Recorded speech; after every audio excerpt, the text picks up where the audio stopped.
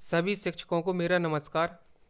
जैसा कि आप जानते हैं कि सभी प्रकार के प्रशिक्षण ऑनलाइन दीक्षा ऐप से कराए जा रहे हैं, तो इसी क्रम में निष्ठा प्रशिक्षण का आयोजन भी ऑनलाइन किया जा रहा है और ये प्रशिक्षण आप लोगों को दीक्षा ऐप के माध्यम से करवाए जा रहे हैं। साथियों, आप लोगों की जानकारी के लिए बता दूं, पूर्व में ऑफलाइन प्रशिक्षण ले चुके शिक्षकों को भी इस ऑनलाइन प्रशिक्षण में प्रतिभाग करना है, क्योंकि ऑनलाइन प्रशिक्षण में कुछ अतिरिक्त कोर्स को जोड़ा गया है जो कि ऑफलाइन संस्करण में नहीं था। तो इस प्रकार से ये प्रशिक्षण आप लोगों को 15 जनवरी तक पूर्ण करने हैं।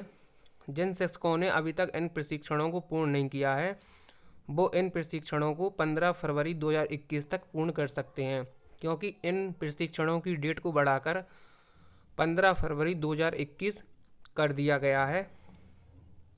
तो इसी क्रम में आज हम लोग बात करने वाले हैं मॉड्यूल नंबर 18, जिसका नाम है अधिकारों की समझ, यौन शोषण और पॉक्सो अधिनियम 2012। यह प्रशिक्षण सभी शिक्षकों को करना अनिवार्य है। इस प्रशिक्षण में गतिविधि फर्स्ट में आयु हुए 5 प्रश्न, गतिविधि थर्ड में आयु हुए 10 प्रश्न, और जो मॉड्यूल का मुख्य भाग रहता है जिसमें 10 प्रश्न किए जाते हैं प्रश्नोत्तरी वाला, उसमें हम लोग 10 प्रश्नों के उत्तर को जानेंगे। तो शुरू से लेके एंड तक आप इस वीडियो में बने रहिए। यदि आप हमारे चैनल पर पहली बार विजिट कर रहे हैं तो हमारे चैनल को सब्सक्राइब कर लीजिए, क्योंकि आपको हमारे चैनल के माध्यम से टीचर्स और दीक्षा ऐप से संबंधित इसी तरह के वीडियोज मिलते रहेंगे। तो सबसे पहले हम लोग बात करते हैं गतिविधि फर्स्ट, अधिकार बनाम आवश्यकताएं या इच्छाएं। इस गतिविधि में आपको 5 प्रश्न देखने को मिलेंगे, जिसमें से पहला प्रश्न है विकास के अधिकार में शामिल है विश्राम का अधिकार, मनोरंजन और संस्कृति का अधिकार, और जब हम बच्चे को साइकिल प्रदान करते हैं तो हम उस अधिकार को पूरा कर रहे हैं।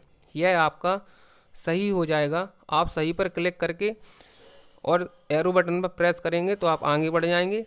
इसके बाद अगला प्रश्न आएगा सभी अधिकार किसी ज़रूरत या चाह से संबंधित नहीं है, तो यह आपका गलत हो जाएगा।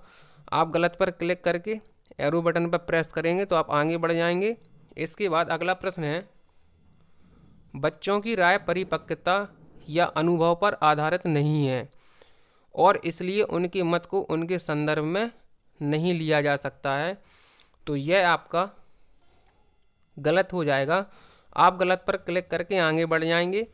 इसके बाद बच्चों को जानने, खोजने और उन्हें दूसरों के साथ साझा करने का अधिकार है, कला और लिखने या किसी अन्य माध्यम से, तो यह आपका सही हो जाएगा। आप सही पर क्लिक करके आगे बढ़ जाएंगे। इसके बाद अगला प्रश्न आएगा अच्छा स्वास्थ्य, पीने के लिए स्वच्छ पानी, भोजन, एक स्वच्छ और सुरक्षित वातावरण का होना और उन्हें सुरक्षित रहने के लिए जानकारी देना प्रत्येक बच्चे का अधिकार है, तो यह आपका सही हो जाएगा। आप सही पर क्लिक करके आगे बढ़ जाएंगे। इसके बाद जब आप सबमिट टू कंटिन्यू करेंगे तो total questions 5, questions answered 5, questions script 0। अब आप लोग अपना स्कोर जानने के लिए सबमिट बटन पर क्लिक करेंगे तो आप लोगों को अपना स्कोर पता चलेगा। Your score is 5 out of 5। हम लोगों ने 5 में से 5 अंक प्राप्त किए हैं। इसके बाद गतिविधि थर्ड, आप समझ को जांचें। इसमें अपनी समझ की जांच करना है, इसमें सही या गलत का चुनाव करना है। तो इसमें पहला प्रश्न है एक संभावित लैंगिक उत्पीड़नकर्ता की पहचान के लिए कोई निश्चित संकेतक या व्यवहार नहीं है, तो यह आपका सही हो जाएगा। आप सही पर क्लिक करके आगे बढ़ जाएंगे। इसके बाद अगला प्रश्न आएगा यदि ऑन क्रिया के दौरान बच्चा चिल्ला या विरोध नहीं कर रहा है या पीछे नहीं धकेल रहा है या सहमति दे दी है, तो यह समझा जा सकता है कि बच्चा उस कृत्य में रुचि रखता है, तो यह आपका सही हो जाएगा। गलत, तो यह आपका गलत हो जाएगा। आप गलत पर क्लिक करके आगे बढ़ जाएंगे। इसके बाद नेक्स्ट प्रश्न आएगा यदि बच्चा दुरुपयोग की रिपोर्ट करने के लिए तैयार नहीं है तो हम मदद नहीं कर सकते, तो यह आपका सही हो जाएगा। गलत, तो यह आपका गलत हो जाएगा। आप गलत पर क्लिक करके आगे बढ़ जाएंगे। इसके बाद नेक्स्ट प्रश्न आएगा बच्चे अक्सर यौन शोषण के बारे में कहानियाँ बनाते हैं, तो यह आपका गलत हो जाएगा। आप गलत पर क्लिक करके और आपको ये जो एरो का बटन दिख रहा है, जब आप इस पर प्रेस करेंगे तो आप आगे बढ़ जाएंगे। इसके बाद नेक्स्ट प्रश्न है, अधिकांश लैंगिक शोषण ऐसे व्यक्ति द्वारा किया जाता है जो बच्चे के लिए अजनबी है। तो यह आपका गलत हो जाएगा, आप गलत पर क्लिक करके आगे बढ़ जाएंगे। इसके बाद नेक्स्ट प्रश्न आएगा, एक वयस्क एक बच्चे को चीज़ें या उपहार, ध्यान और स्नेह, पैसा, मिठाई, खिलौने बाहर ले जाना यौन शोषण की एक प्रक्रिया की शुरुआत हो सकती है। तो यह आपका सही हो जाएगा, आप सही पर क्लिक करके आगे बढ़ जाएंगे। इसके बाद नेक्स्ट प्रश्न आएगा, लैंगिक शोषण आमतौर पर अंधेरे परित्यक्त स्थानों में होता है। तो यह आपका गलत हो जाएगा, आप गलत पर क्लिक करके आगे बढ़ जाएंगे। इसके बाद नेक्स्ट प्रश्न आएगा, जब भी कोई बच्चा आपसे लैंगिक शोषण के बारे में बात करता है तो यह महत्वपूर्ण है कि आप सूचना के सत्यापन के लिए कथित शोषणकर्ता से बात करें। तो यह आपका गलत हो जाएगा। इसके बाद आपका नेक्स्ट प्रश्न है, बच्चे विशेषकर लड़कियां जो बाहर जाने वाली बातूनी शारीरिक रूप से स्पष्टवादी होती हैं अक्सर यौन शोषण को आकर्षित करते हैं।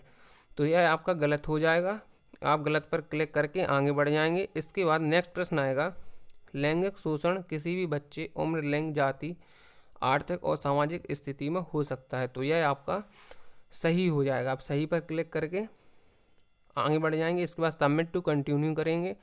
Total questions 10, questions answer 10, questions script 0। इसके बाद सबमिट करेंगे आप, तो आपको अपना स्कोर पता चलेगा। Your score is 10 out of 10। इसके बाद प्रश्नोत्तरी जो मॉड्यूल का मुख्य भाग होता है इसको देखेंगे। तो सबसे पहला प्रश्न है, बाल लैंगिक शोषण हो सकता है क्योंकि बच्चे अनुशासित नहीं हैं। दूसरा विकल्प है प्यार और रोमानी रिश्ते की उलझन। तीसरा विकल्प है वित्तीय संकट। और चौथा विकल्प है कारणों का अनुमान नहीं लगाया जा सकता है। तो इस प्रश्न का विकल्प नंबर 4 राइट हो जाएगा। इस पर क्लिक करके आप आगे बढ़ जाएंगे। इसके बाद अगला प्रश्न आएगा, बच्चा कौन है, कोई भी व्यक्ति, खाली स्थान। तो इस प्रश्न का आंसर हो जाएगा आपका ऑप्शन नंबर 2। बच्चा कौन है, कोई भी व्यक्ति जो 18 वर्ष की आयु से कम है वह बच्चा है। तो इसके बाद आप ऑप्शन नंबर 2 पर क्लिक करके आप आगे बढ़ जाएंगे। इसके बाद नेक्स्ट प्रश्न आएगा, बाल लैंगिक शोषण की रिपोर्ट की जानी चाहिए जब, खाली स्थान। इसलिए आपका इसमें विकल्प नंबर 3 राइट हो जाएगा। बाल लैंगिक शोषण की रिपोर्ट की जानी चाहिए जब सभी परिस्थिति में जैसे ही इसके बारे में पता चले। इसके बाद आपके सामने फिर एक नया प्रश्न आएगा, कृत्य कब एक गुरुतर अपराध बन जाता है। तो इस प्रश्न का जो राइट आंसर हो जाएगा वो विकल्प नंबर 4 राइट हो जाएगा। जो व्यक्ति विश्वास या अधिकार की स्थिति में हो, कृत्य उसके द्वारा किया गया हो। इसके बाद नेक्स्ट प्रश्न है, उत्तरजीविता अधिकार में शामिल है। तो इस प्रश्न का जो राइट आंसर हो जाएगा वो हो जाएगा ऑप्शन नंबर बी, भोजन, कपड़ा, आश्रय। इस पर क्लिक करके आप एरो बटन पर प्रेस करेंगे, आप आगे बढ़ जाएंगे। इसके बाद नेक्स्ट प्रश्न है, बाल लैंगिक शोषण खाली स्थान से होता है। तो यह आपका इसमें विकल्प नंबर 4 राइट हो जाएगा। बाल लैंगिक शोषण लड़के और लड़कियों दोनों से होता है। इसके बाद अगला प्रश्न आएगा, अगर आपको बच्चे के साथ हुए किसी भी लैंगिक अपराध के बारे में पता चलता है तो आप किसे रिपोर्ट करेंगे। आपके सामने 4 ऑप्शन दिए गए हैं। पहला ऑप्शन है चाइल्ड लाइन 1098 सेवा, जिला बाल संरक्षण इकाई, पुलिस या SJPU या माता पिता। तो इस प्रश्न का राइट ऑप्शन नंबर 3 हो जाएगा, पुलिस या SJPU। इसके बाद आप एरो बटन पर प्रेस करेंगे और आगे बढ़ जाएंगे।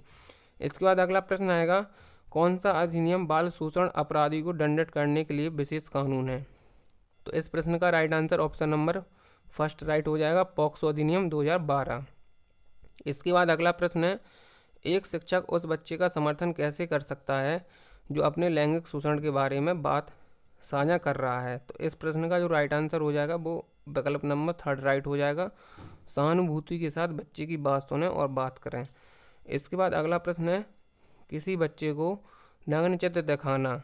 आपके सामने 4 ऑप्शन दिए गए हैं, इसमें से जो राइट ऑप्शन हो जाएगा वो हो जाएगा लैंगिक शोषण। आप इस पर क्लिक करके आगे बढ़ जाएंगे।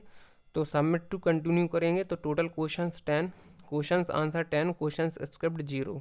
इसके बाद अपना स्कोर जानने के लिए सबमिट करेंगे, तो आपका स्कोर है 10 आउट ऑफ 10। तो दोस्तों ये था मॉड्यूल नंबर 18। अभी तक दोस्तों यदि आप हमारे चैनल पर पहली बार विजिट कर रहे हैं तो हमारे चैनल को सब्सक्राइब कर लीजिए, क्योंकि आपको हमारे चैनल के माध्यम से टीचर्स और दीक्षा से संबंधित इसी तरह के वीडियोज मिलते रहेंगे। Thank you.